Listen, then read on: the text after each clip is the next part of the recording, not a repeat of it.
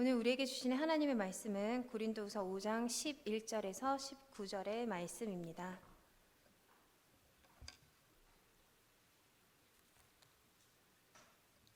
고린도후서 5장 11절에서 19절의 말씀입니다. 제가 가진 성경으로는 신약 291면에 있습니다.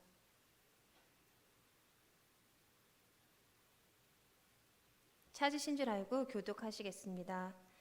우리는 주의 두려우심을 알므로 사람들을 권면하거니와 우리가 하나님 앞에 알리어졌으니 또 너희의 양심에도 알리어지기를 바라노라.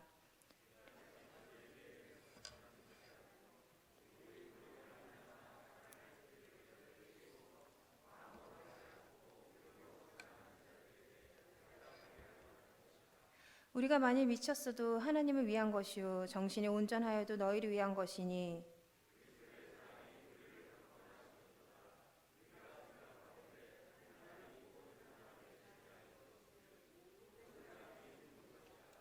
그가 모든 사람을 대신하여 죽으심은 살아있는 자들로 하여금 다시는 그들 자신을 위하여 살지 않고 오직 그들을 대신하여 죽었다가 다시 살아나신 이를 위하여 살게 하려 함이라.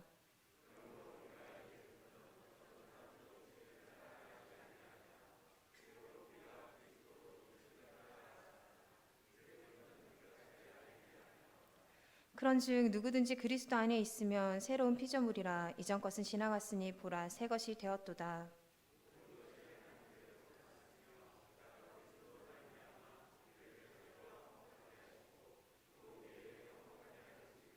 함께 읽겠습니다. 곧 하나님께서 그리스도 안에 계시사 세상을 자기와 화목하게 하시며 그들의 죄를 그들에게 돌리지 아니하시고 화목하게 하는 말씀을 우리에게 부탁하셨느니라. 아멘. 새해 첫 오후 예배를 이렇게 하나님 앞에 드리는 우리 모든 성도님들을 주님의 이름으로 축복합니다. 네, 또 새해 첫날을 이렇게 하나님 앞에서 또 성도님들 앞에서 말씀으로 섬길 수 있게 되어서 영광으로 생각합니다. 송구행 엉신 예배 주보 앞에 보라 새 것이 되었도다라는 구절이 적혀 있었습니다. 제가 그 구절을 보고 얼마나 당황했는지 모릅니다. 오늘 제가 설교 순서인 것을 알고 그 말씀을 준비하고 있었는데 그 구절이 적혀 있어서 혹시 담임 목사님 설교가 이것일까 황급히 찾아봤는데 그 본문이 아니었습니다. 그래서 이렇게 또 다른 분이 이 본문을 하시기 전에 제가 이 본문을 할 수 있게 되어서 새해에 맞는 본문을 할 수 있게 되어서 참으로 다행이라고 생각합니다. 사람이 태어나면서부터 죽을 때까지 절대 떨어질 수 없는 것이 있습니다. 무엇일까요? 어제 어떤 가수의 노래에서는 숫자라고 얘기했습니다. 숫자는 우리 기억 속에서 잊혀지지 않고 누구를 몇 날 몇 시에 만났는지 우리가 만난 횟수가 몇 번인지 이렇게 가사에 적혀 있더라고요. 아마 숫자도 우리가 살아가면서 절대 떨어질 수 없는 것일 것입니다. 그런데 바로 우리가 절대로 벗어날 수 없는 것이 한 가지 있는데 그것은 바로 시간입니다. 태어났을 때부터 우리는 몇 날 몇 시 몇 분에 태어났는지를 기록합니다. 그리고 우리가 죽었을 때도 몇 월 며칠 몇 시에 죽었는지를 적습니다. 만약 이러한 기록이 없으면 우리는 이 땅에 살고 있으나 이 땅에 살지 않는 사람과 똑같은 취급을 받게 됩니다. 병원에도 갈 수가 없고 학교에도 갈 수가 없습니다. 반대로 또 우리가 마지막 날에 대한 기록이 없으면 우리는 이 땅에 존재하지 않으나 이 땅에 존재하는 것과 똑같은 또 대접을 받게 됩니다. 고지서가 날라온다든지 아니면 연금이 계속 나온다든지 하는 그러한 일들을 당하게 됩니다. 시간은 우리가 태어나서 죽을 때까지 함께 하지만 또 시간이 무서운 것은 우리가 그 시간에 규정된다는 것입니다. 우리가 살아온 시간을 이력이라고 합니다. 이력의 한자의 뜻은 발불리, 신발리, 또 진할력으로 우리가 발로 밟고 살아온 모든 시간을 이력이라고 말합니다. 즉 이력은 곧 우리의 자신이 되고 말아버립니다. 몇 년 전부터 우리나라에는 오디션 프로그램이 유행하기 시작했습니다. 그 프로그램 중에 제일 인기를 끌었던 건 트로트 오디션 프로그램이 아닐까 합니다. 그 프로그램 중에서 갑자기 스타가 된 사람들이 많이 있습니다. 그런데 그 중에는 학창 시절에 학교 폭력에 가담한 이력이나 학교 폭력을 주도한 이력으로 인해서 지금 활동을 하지 못하는 사람들도 있습니다. 지금은 그 사람이 어떤 모습을 하고 있느냐, 어떤 능력을 가지고 있느냐도 중요하지만 그 사람이 과거에 어떠한 모습으로 살아왔느냐도 참으로 중요합니다. 그 사람의 행동과 태도, 또 사람을 대하는 모습과 인생을 대하는 신념은 하루 한순간에 바뀌거나 하루 한순간에 성립되는 것이 아니기 때문입니다. 이처럼 지금의 나와 앞으로 살아갈 나의 모습은 지나온 날들의 결과물이자 영향력 아래에 있습니다. 그래서 가끔 우리는 절망스럽기도 합니다.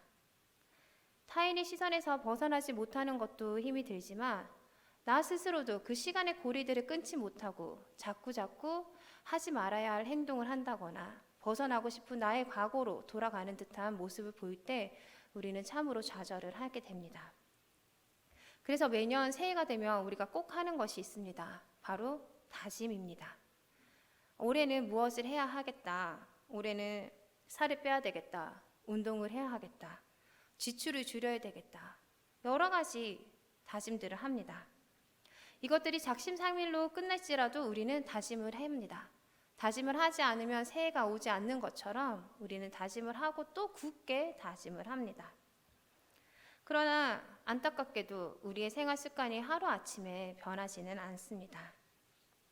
그러나 오늘의 말씀에서는 우리에게 커다란 복음을 줍니다. 우리가 그 시간들과 단절할 수 있다고 이야기를 합니다. 과거부터 현재까지 이어온 나의 모습과 나 자신의 연속성에서 벗어날 수 있다고, 새로운 사람이 될 수 있다고 오늘의 말씀은 우리에게 알려줍니다. 이 말씀은 정말 놀라운 말씀입니다. 세상 어느 종교나 철학도 우리에게 너는 새로워질 거야, 달라질 수 있어 라고 얘기해 주지 않습니다. 너는 가지고 태어난 천성이 그러니까 그렇게 살 수밖에 없어. 너는 무슨 살이 있으니까 어쩔 수 없어. 그냥 너답게 사는 게 제일 중요한 거야 라고 세상은 우리에게 말합니다. 그러면 사람들은 또 이 말이 옳다고 진짜 저를 알아주시니 감사합니다. 위로받은 것 같아요. 사람들은 얘기합니다. 그냥 자기 귀에 좋은 말 해주고 마음 편하게 해주고 노력하지 말고 그냥 되는 대로 살아라 라고 얘기해 주는 것인데도 사람들은 이 말을 기쁨으로 받고 삶의 목표로 삼고 그렇게 또 희망차게 살아갑니다. 이런 모습들을 보면 안타깝기 그지 없습니다. 그러나 성경은 곳곳에서 우리에게 이야기하십니다. 성경은 그저 되는 대로 살아라 말씀하지 않고 우리에게 새로워져라, 날마다 새로워져라, 우리 인생에는 명확한 목적과 목표가 있다 말씀하십니다. 우리 인생은 인생의 처음과 끝이 있습니다. 그리고 그 일을 주도하시는 분이 계십니다. 우리가 의지해도 좋을 그분이 계시기 때문에 성경은 그분을 믿고 우리에게 새로워져라, 날마다 새로워져라 라고 말씀하시는 것입니다. 성경에는 새 언약, 새 하늘과 새 땅, 새 시대, 주의 날, 새 일, 새 포도주, 새 부대, 새 생명, 새 사람, 거듭남 등의 표현으로 새로워지는 것에 대해서 끝없이 말씀하십니다. 이 모든 것들은 지나온 시간과 단절되고 반대되는 개념을 가지고 있으며 또 완전히 다른 차원의 새로움이라는 뜻도 가지고 있습니다. 헬라어로 새롭다라는 뜻은 시간의 흐름에 따른 변화만을 의지하는 것이 아니라 본성에 있어서의 새로움을 뜻하기 때문입니다. 그런데 앞에서도 말씀드렸듯이 사람이 새로워지는 일은 정말 어려운 일입니다. 얼마나 어려운지 살을 뺀 사람과 담배를 끊은 사람하고는 상종을 하지 말라라는 말도 있을 지경입니다.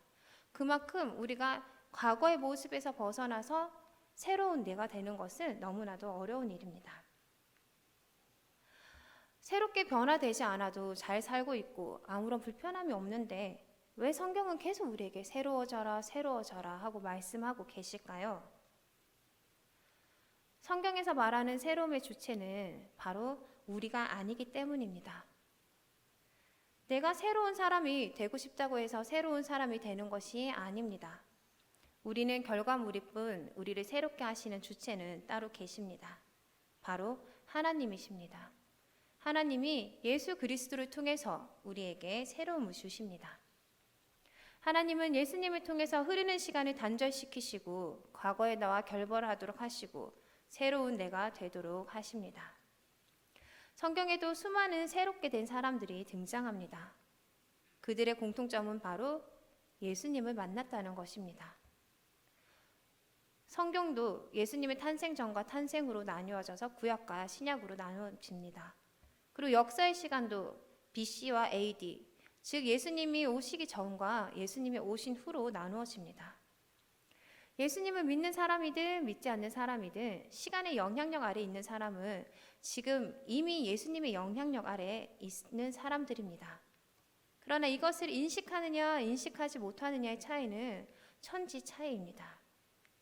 그럼 새해를 맞이해서 우리는 어떠한 새로운 사람이 되어야 할까요? 먼저 본문의 말씀을 통해서 함께 알아보도록 하겠습니다. 본문 11절, 12절의 말씀을 이 시간 다시 한번 같이 읽겠습니다. 시작.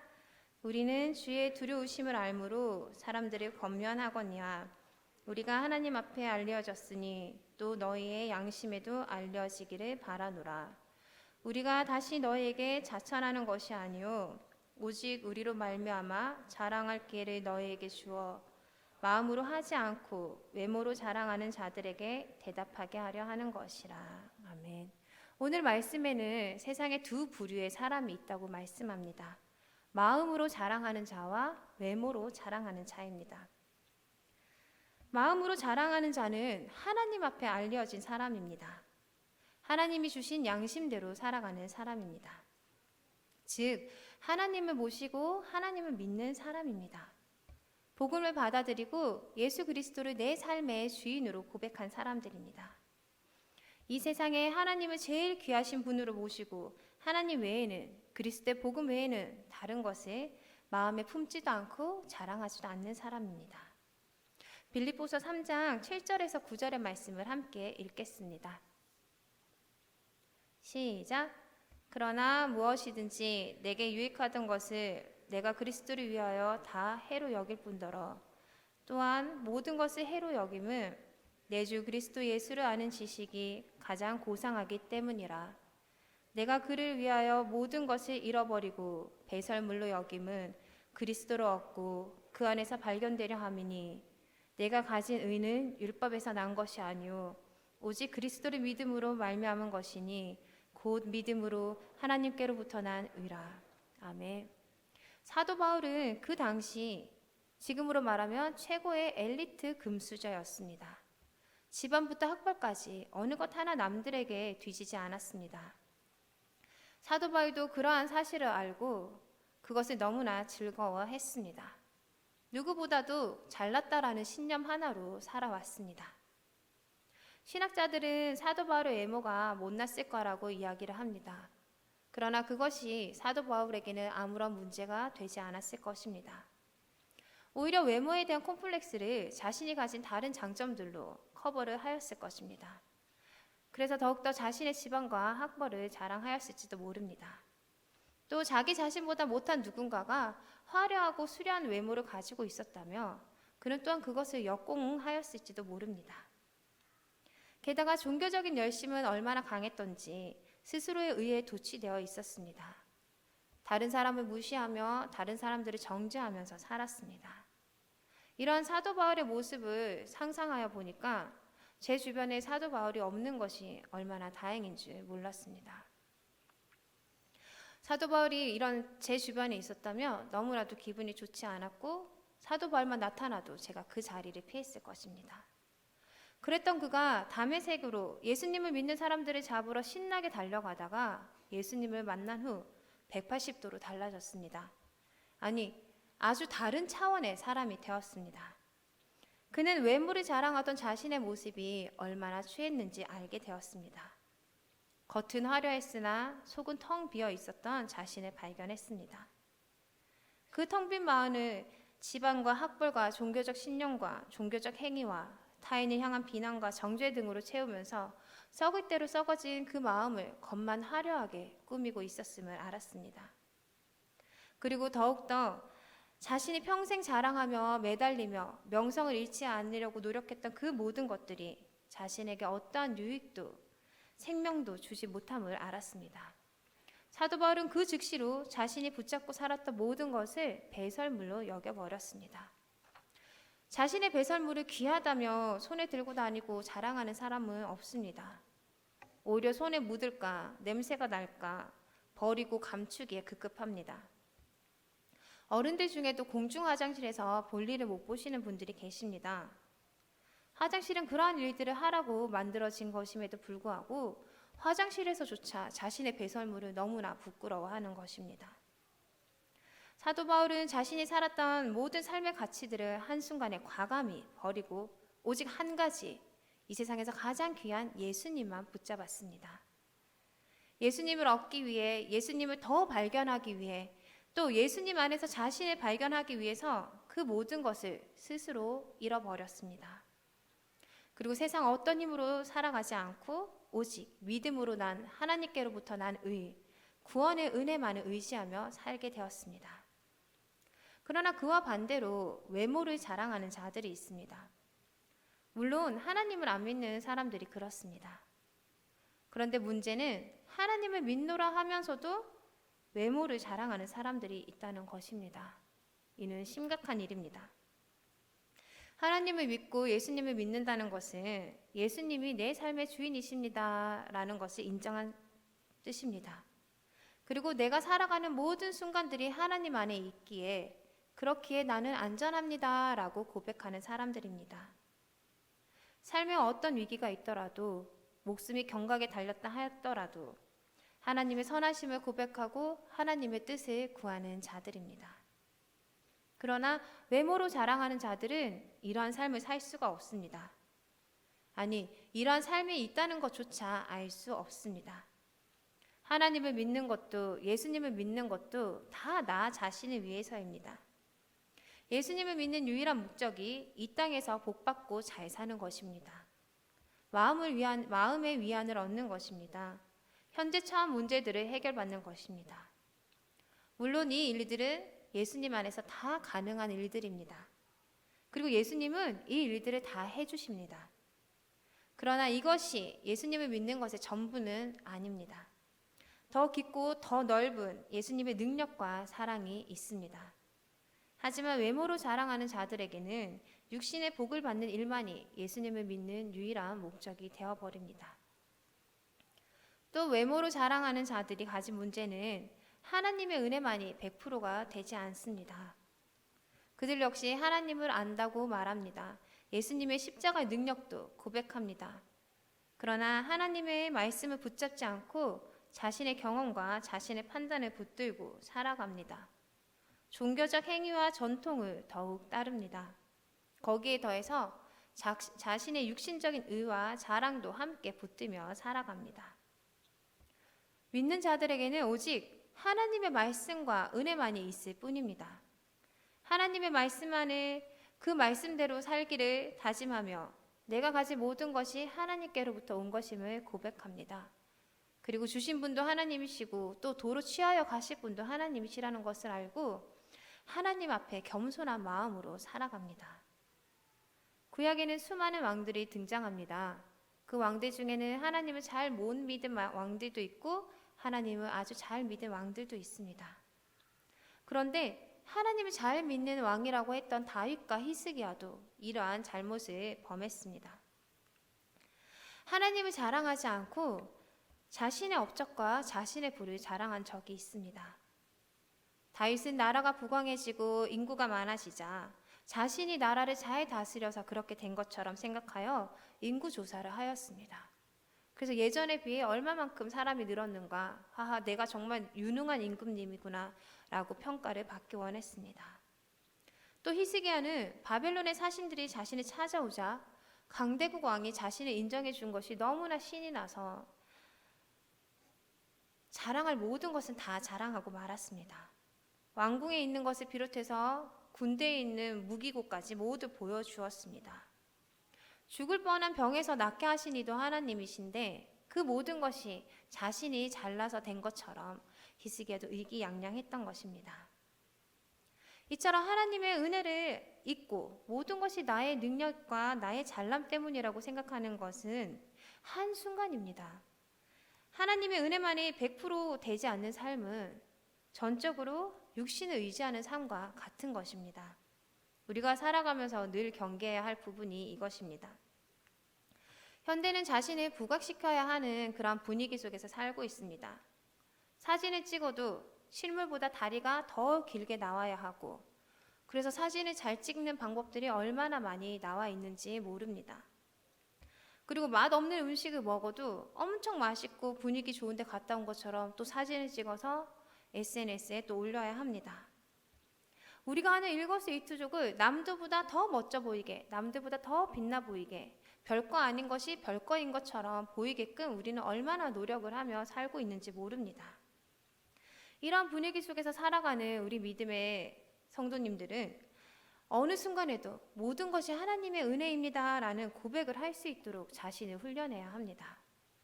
요한일서 2장 15절 16절의 말씀을 이 시간 함께 읽겠습니다. 시작. 이 세상이나 세상에 있는 것들을 사랑하지 말라. 누구든지 세상을 사랑하면 아버지의 사랑이 그 안에 있지 아니하니 이는 세상에 있는 모든 것이 육신의 정욕과 안목의 정욕과 이생의 자랑이니 다 아버지께로부터 온 것이 아니요 세상으로부터 오는 것이라. 아멘. 성경은 말씀하십니다. 하나님을 믿노라 하면서도 외모로 자랑하는 자는 세상의 것을 사랑하는 사람이며 그러한 사람의 마음속에는 하나님을 사랑함이 없다고 말씀하십니다. 외모로 자랑하는 자의 마음속에는 육신의 정욕과 안목의 정욕과 이생의 자랑만이 가득합니다. 그래서 성경이 말씀하시는 삶을 살아갈 수가 없습니다. 나를 위해 살아야 하는데 하나님을 위해 살아갈 수가 없는 것입니다. 나의 욕심을 따라서 살아야 하는데 하나님의 말씀대로 살아갈 수는 없는 것입니다. 이는 다 세상으로부터 온 것이며 하나님이 주신 것이 아닙니다. 하나님은 하나님을 사랑하는 마음이 없는 사람에게는 은혜를 부어 주실 수가 없습니다.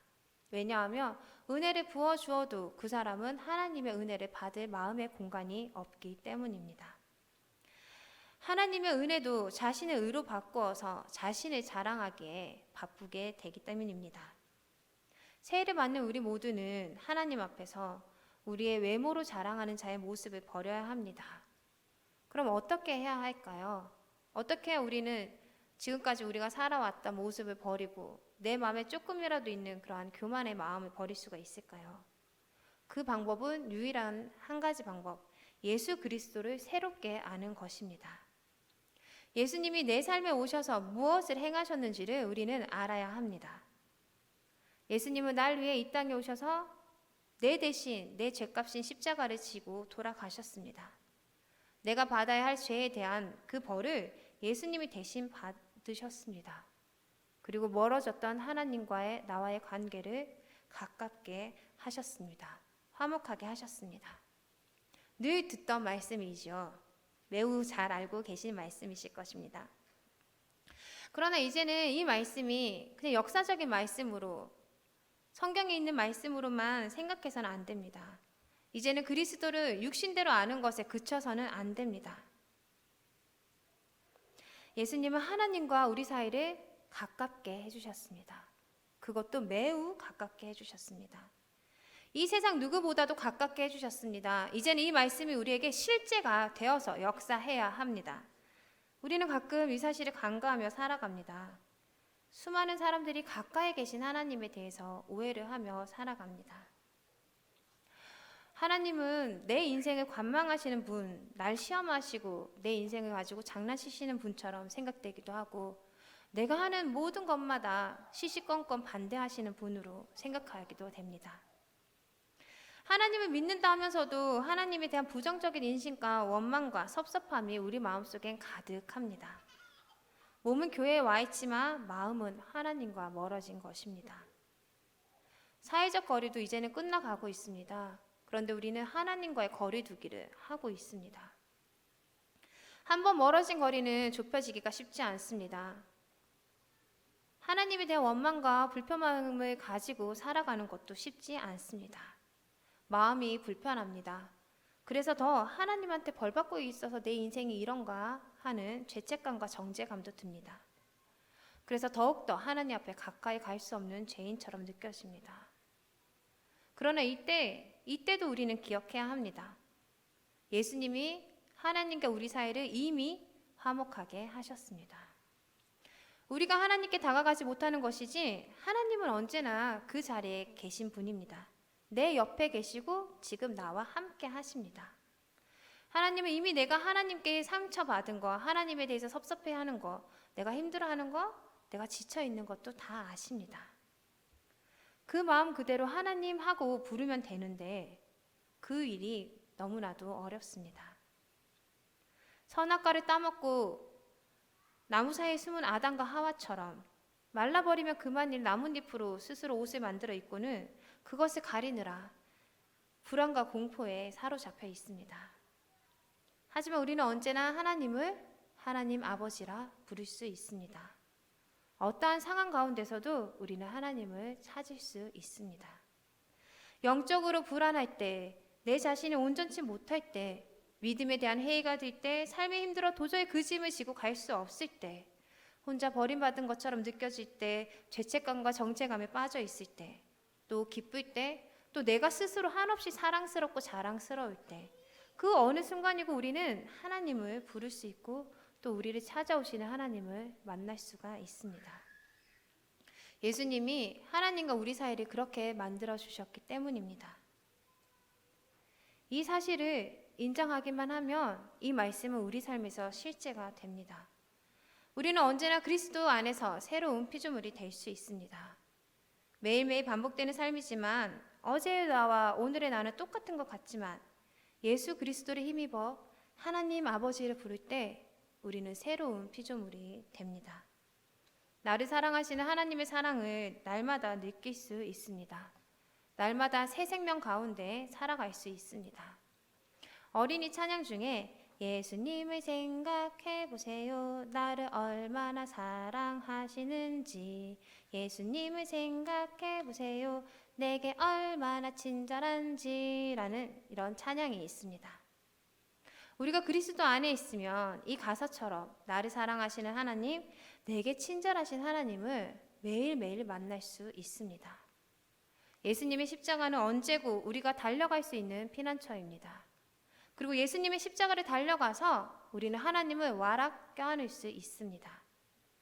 하나님 안에 있을 때, 하나님과 친밀한 가운데 있을 때 우리는 외모로 자랑하는 자의 모습을 벗어나게 됩니다. 부모님과의 관계가 좋으면 그 아이는 탈선을 하지 않고 올바로 자란다고 합니다. 부모님의 사랑을 아는 아이는 삐뚤어지지 않는다고 합니다.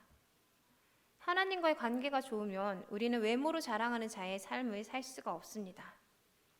하나님 안에 그 모든 것들이 다 들어있는데 우리가 무엇 때문에 하나님 외에 다른 것을 붙잡으며 그것들을 자랑하며 우리의 공허한 마음을 달랠 수 있겠습니까?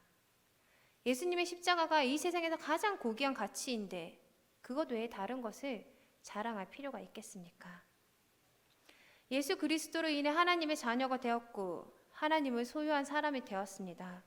이 땅에서 하나님과 동행하는 천국의 삶을 맛보고 있는데 무엇이 우리 삶에 더 필요하겠습니까? 물론 하루하루의 삶을 위해서 물질과 필요는 언제나 우리에게 따라오는 일들입니다. 그러나 하나님 안에서 하나님의 풍성하심과 하나님의 채워주심을 경험한 사람이라면 이 모든 문제들 가운데서도 평안함과 담대함으로 지낼 수 있습니다.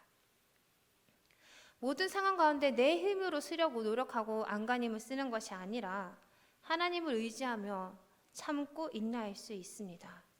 그리고 하나님을 의지하며 내 삶을 그분께 의탁할 수 있습니다. 내 삶의 처음과 끝을 아시는 하나님이시기에 우리는 하나님과 함께 하나님 안에서 안전함을 느낄 수 있습니다. 올해 우리 교회가 나아갈 방향이 믿음의 도전이라고 담임 목사님께서 말씀하셨습니다. 그 말씀을 듣고 얼마나 가슴이 두근거렸는지 모릅니다. 하나님이 무슨 일을 행하실지, 또 우리를 얼마만큼 이끌어 가실지, 또 얼마나 위대하신 하나님을 우리가 체험하게 될지 벌써부터 흥미진진해졌습니다. 물론 믿음의 도전 쉬운 일은 아닙니다. 하나님을 따라가기 위해서는 수많은 외적인 어려움과 내적인 갈등들이 생깁니다. 하나님의 뜻을 분별하는 일부터 하나님의 방법을 찾는 것, 또 내 삶을 조정하여 하나님의 뜻에 순종하고 따라가는 일, 쉬운 일이 아닙니다. 그러나 예수님의 십자가를 통해 날마다 하나님을 하나님 아버지라 부르며 하나님과 가까워진 삶을 살아갈 때, 날마다 새로운 피조물이 되어갈 때, 그러한 저와 성도님들이시라면 이 일을 얼마든지 이루어 나가시리라 생각합니다.